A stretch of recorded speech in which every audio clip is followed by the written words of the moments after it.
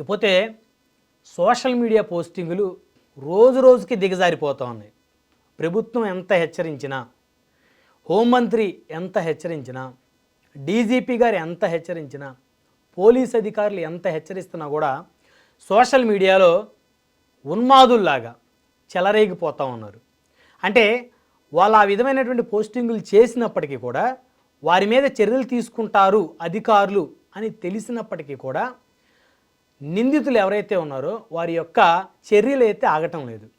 అయితే రీసెంట్గా కనుక చూస్తే జనసేన అధినేత AP deputy CM Pawan Kalyan గారి కుమారుడు ఎవరైతే మార్కు శంకర్ పవనోవిచ్ ఉన్నారో ఆయన మీద, అదేవిధంగా పవన్ కళ్యాణ్ గారి భార్య అన్నా లెజోనోవా గారి మీద, వారిద్దరి మీద అసభ్యకరమైనటువంటి పోస్టులు చేసినటువంటి ముగ్గురు యువకులను పోలీసులు కొద్దిసేపటి క్రితం అదుపులోకి తీసుకున్నారు, విచారిస్తున్నారు.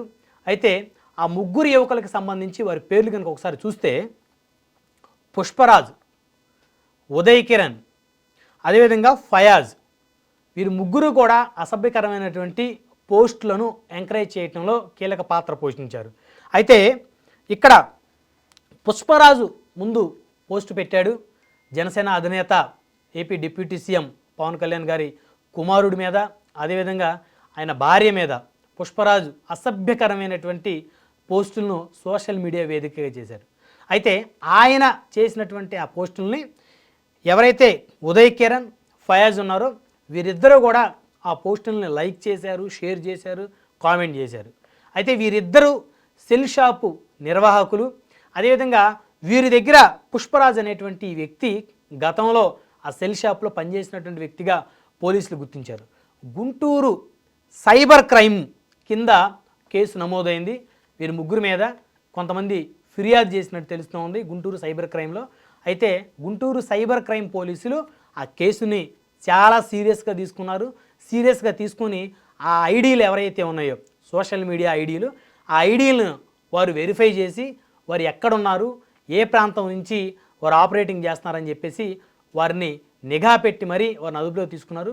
వారు కర్నూలు జిల్లా గూడూరుకు చెందినటువంటి ముగ్గురు యువకులుగా గుర్తించారు. సో కర్నూలు పోలీసులు వారిని అదుపులోకి తీసుకున్నట్టయితే తెలుస్తుంది. అంటే గుంటూరు సైబర్ క్రైమ్లో కేసు నమోదైతే అక్కడి నుంచి కర్నూలు పోలీసులకు ఇన్ఫర్మేషన్ పాస్ చేశారు. ఎందుకంటే కర్నూలు ప్రాంతానికి సంబంధించినటువంటి ఈ ముగ్గురు యువకులు. సో ఈ ముగ్గురు యువకులను కర్నూలు పోలీసులు అదుపులోకి తీసుకున్నారు. కర్నూలు పోలీసులు అదుపులోకి తీసుకుని వారిని చాలా గోప్యంగా విచారిస్తున్నారు. అంటే ఎందుకు వీరు ఆ విధంగా అసభ్యకరమైన పోస్టులు చేయాల్సి వచ్చింది? ఎందుకంటే ఆల్రెడీ సోషల్ మీడియాలో దీనికి సంబంధించి చర్చ జరుగుతూ ఉంది. దీనికి సంబంధించినటువంటి అంశాల మీద చర్చలు జరుగుతూ ఉన్నాయి. అసభ్యకరమైన పోస్టులు చేస్తే వారిని చట్టపరంగా శిక్షిస్తారనేటువంటి విషయాలు వారికి తెలిసినప్పటికీ కూడా వారెందుకు ఈ విధమైనటువంటి పోస్టింగ్లకు పాల్పడ్డారు? ఆల్రెడీ కూటమి ప్రభుత్వం వచ్చిన దగ్గర నుంచి కూడా సోషల్ మీడియా సైకోల మీద ప్రభుత్వం ఉక్కుపాదం మోపింది. ఎందుకంటే ఎవరైనా ఒక రాజకీయ పార్టీకి ఉన్నటువంటి నాయకుడు ఏదైనా మాట్లాడాలి అంటే విధానపరంగా మాట్లాడినా, లేకపోతే ఇతర పార్టీల్ని అంటే వారికి అపోజిషన్గా ఉన్నటువంటి పార్టీల్ని విమర్శించినా, నార్మల్గా విమర్శించినా లేదా విధానపరంగా విమర్శించినప్పటికీ కూడా వారి ఇళ్లలోని ఆడవారి మీద ఇష్టానుసారంగా పోస్టులు పెడతా ఉన్నారు సోషల్ మీడియా సైకోలు. అది అన్ని పార్టీలో ఉన్నారు. ఒక వైఎస్ఆర్ కాంగ్రెసా లేకపోతే కూటమి పార్టీలనే కాదు, అన్ని పార్టీల్లో ఈ విధమైనటువంటి సోషల్ మీడియా సైకోలు ఉన్నారు. సో ప్రభుత్వం వచ్చిన దగ్గర నుంచి వారి మీద ఉక్కుపాదం మోపుతున్నారు. అయినప్పటికీ కూడా బరి తెగించి వారు ఆ విధంగా చేయడానికి గల కారణం ఏమిటి? ఇటు జనసేన అధినేత కుటుంబ సభ్యుల మీద ఆ విధమైనటువంటి బూతు రాతలు రాశారంటే ఖచ్చితంగా వారు జనసేన, తెలుగుదేశం, బీజేపీ పార్టీలకి చెందినటువంటి వ్యక్తులు కారు. ఎందుకంటే తెలుగుదేశం పార్టీకి చెందినటువంటి వారు ఎవరో కూడా ఆ విధమైనటువంటి పోస్టులు జనసేన అధినేత మీద చేయరు. ఒకవేళ ఈ మధ్యకాలంలో ఏదో చిన్న చిన్న సంఘటనలు, చిన్న చిన్న క్లాషెస్, ఇటు పిఠాపురంలో చిన్న చిన్న ఇష్యూస్ ఏదైనా నడిచినటువంటి కార్యక్రమంలో విధానపరంగానే తెలుగుదేశం పార్టీకి చెందిన సోషల్ మీడియా విమర్శించింది. కానీ ఎక్కడా కూడా బూతు రాతలు ఎక్కడా రాయలేదు. జనసేన అధినేత మీదో, లేకపోతే ఆయన సోదరుడు నాగబాబు గారి మీదో, లేకపోతే ఆ పార్టీకి సంబంధించినటువంటి శాసనసభ్యుల మీదో, ఆ పార్టీకి సంబంధించిన సోషల్ మీడియా యాక్టివిస్టుల మీదో బూతు రాతలు అయితే రాయలా.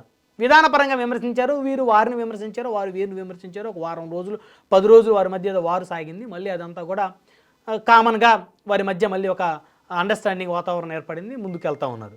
అయినప్పటికీ కూడా వారి మీద ఆ విధమైనటువంటి పోస్టులు చేశారంటే ఖచ్చితంగా ఆ పార్టీని ఈ కూటమి 3 పార్టీలను వ్యతిరేకించే పార్టీ అయితే మాత్రమే ఆ విధమైనటువంటి జుగుప్సాకర పోస్టింగ్లు వ్యక్తిగతంగా తీసుకొని విద్వేషాలు మరి రెచ్చగొట్టే విధంగా పోస్టింగ్లు చేసినటువంటి పరిస్థితి ఉంది.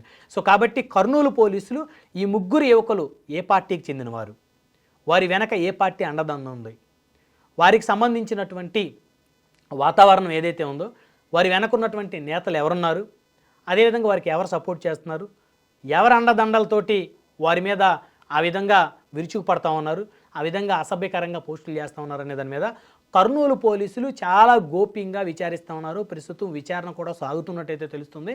అయితే దీనికి సంబంధించి మరికొద్దిసేపట్లో వారి యొక్క వెనకున్నటువంటి వ్యక్తులు ఎవరు, శక్తులు ఎవరు అనేటువంటి అంశాలు అయితే ఖచ్చితంగా తేలటానికైతే పెద్ద ఎత్తున అయితే ఆస్కారం ఉంది. అయితే ఒకటి, పార్టీల పరంగా విమర్శించవచ్చు. జగన్మోహన్ రెడ్డి గారిని తెలుగుదేశం వారు కానీ, జనసేన వారు కానీ, బీజేపీ వారు కానీ విమర్శించవచ్చు. జనసేన అధినేతను వైఎస్ఆర్సీపీ విమర్శించవచ్చు. లేకపోతే చంద్రబాబు గారిని, లోకేష్ గారిని వైసీపీ విమర్శించవచ్చు విధానపరంగా, బీజేపీనైనా వైసీపీ విమర్శించవచ్చు విధానపరంగా. కానీ వ్యక్తిగతమైనటువంటి దోషంలో, వ్యక్తిగతమైనటువంటి బూతు పోస్టింగులతోటి జీవితకాలం సరిపోతుంది. ఆంధ్రప్రదేశ్లో యువత తమ జీవితకాలం తాము అభిమానించే నాయకుడి కోసం ఇతర పార్టీకి సంబంధించిన నాయకులను దూషించడం, వారిని ఇష్టానుసారంగా మాట్లాడటం, కేసుల్లో మరి వారు ఇరుక్కోవటం, తద్వారా జైలుకి వెళ్ళటం, రిమాండ్కి వెళ్ళటం, ఇబ్బందులు పడటం. మరి ఈ మధ్యకాలంలో చూసిన చాలామంది ఆ విధంగా ఇబ్బందులు పడుతూ ఉన్నారు. కూటమి ప్రభుత్వం వచ్చిన తర్వాత అనేక మందిని పోలీసులు అదుపులో తీసుకున్నారు, విచారిస్తూ ఉన్నారు. సాక్షాత్తు ఎంపీ గోరంట్ల మాధవ్ గారికి, మాజీ ఎంపీ గోరంట్ల మాధవ్ గారికి తప్పలేదు పరిస్థితి. ఎందుకంటే తెలుగుదేశం పార్టీ చెందిన ఐటీటీబీ యాక్టివిస్ట్ ఎవరైతే చేబ్రోలు కిరణ్ ఉన్నారో అతన్ని పోలీసులు అదుపులో తీసుకున్న క్రమంలో, భారతరెడ్డి గారి మీద పోస్టులు చేశారని అదుపులో తీసుకున్న క్రమంలో అతని మీద దాడి చేయబోయినటువంటి మాజీ ఎంపీ గోరంట్ల మాధవ్ గారిని, ఆయన మాజీ పోలీస్ అధికారి సీఐగా పనిచేశారు, వీఆర్ఎస్ ఇచ్చి వైసీపీలో చేరి ఎంపీ అయ్యారు, ఆయనకే రిమాండ్ తప్పలా. మరి అలాంటి పరిస్థితులు చూసి కూడా, అలాంటి వాతావరణం కళ్ళ ముందు కనపడుతుంది, పోలీస్ డిపార్ట్మెంట్ చాలా స్ట్రిక్ట్గా యాక్ట్ చేస్తుందని చూసి కూడా ఆ విధమైనటువంటి దోషాలకు పాల్పడుతున్నారు అంటే ఖచ్చితంగా దీని వెనక వారిని ఎవరో ప్రోత్సహిస్తున్నట్టు, ప్రేరేపిస్తున్నట్టు ఖచ్చితంగా స్పష్టంగా కనపడుతుంది. ఎందుకంటే సాధారణమైనటువంటి వ్యక్తులు, సాధారణమైనటువంటి కార్యకర్తలు ఎవరు కూడా పనిచేయరు. ఖచ్చితంగా వారి వెనక ఒక నియోజకవర్గ స్థాయి నేత ఎవరైనా సపోర్టు ఉంటే ఈ విధమైనటువంటి దోషణకు పాల్పడే అవకాశం ఉంది. గతంలో బోరుగడ్డ అనిల్ అనేటువంటి ఒక సోషల్ మీడియా సైకో 5 ఏళ్ల పాటు వైసీపీ అధికారంలో ఉన్నప్పుడు అటు చంద్రబాబు గారిని, లోకేష్ గారిని, పవన్ కళ్యాణ్ గారిని ఇష్టానుసారంగా దూషించారంటే వారి వెనక ఖచ్చితంగా వైఎస్ఆర్సీపీ ఉంది. బోరుగడ్డ వైఎస్ఆర్సీపీ ప్రభుత్వంలో ఇష్టానుసారంగా చలాయించాడు, ఇష్టానుసారంగా దూషించాడు, ఇష్టానుసారంగా ప్రవర్తించాడు, వ్యవహరించాడు. అయినప్పటికీ కూడా అతని మీద ఎవ్వరూ చర్యలు తీసుకోవాలి. అడపాదడప 1-2 కేసులు నమోదైనప్పటికీ కూడా గత ప్రభుత్వంలో అతని మీద చర్యలు తీసుకోలేదు. దానికి కారణం అతని వెనక వైఎస్ఆర్ కాంగ్రెస్ పార్టీ ఉండటం దానికి ప్రధాన కారణం. మరి ఈరోజు కూటమి ప్రభుత్వం అధికారంలో ఉన్న చిన్న పిల్లోడు, చేతులు కాళ్ళకి గాయాలై ప్రాణాపాయ స్థితి నుంచి బయటపడ్డటువంటి చిన్న కుర్రోడు, డిప్యూటీ సీఎం కుమారుడు, మరి అతన్ని అనాల్సినటువంటి అవసరం ఏముంది? మరి ఆయన భార్య అన్నా లెజోనోవా గారు, మరి ఆవిడకి ఏపీ రాజకీయాలతో సంబంధమే లేదు, ఎవరిని వ్యక్తిగతంగా దూషించినట్టు పరిస్థితే కాదు. ఇంకా చెప్పాలంటే ఆవిడ స్పష్టంగా తెలుగు కూడా మాట్లాడే పరిస్థితి కాదు.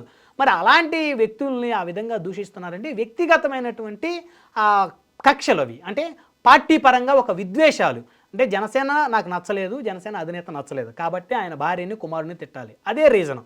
అంతేగాని ఆయన కుమారుడి మీద లేదా ఆయన భార్య మీద వారికి మధ్య అలాంటి గొడవలు ఉండే పరిస్థితే ఉండదు. అసలు వారెవరో వీరికి తెలియదు, వీరెవరో వారికి తెలియదు. కానీ ఈ విధంగా చేస్తున్నారంటే ఖచ్చితంగా ఆయా పార్టీలు అండదండలు ఉంటేనే చేసే అవకాశం ఉంటుంది.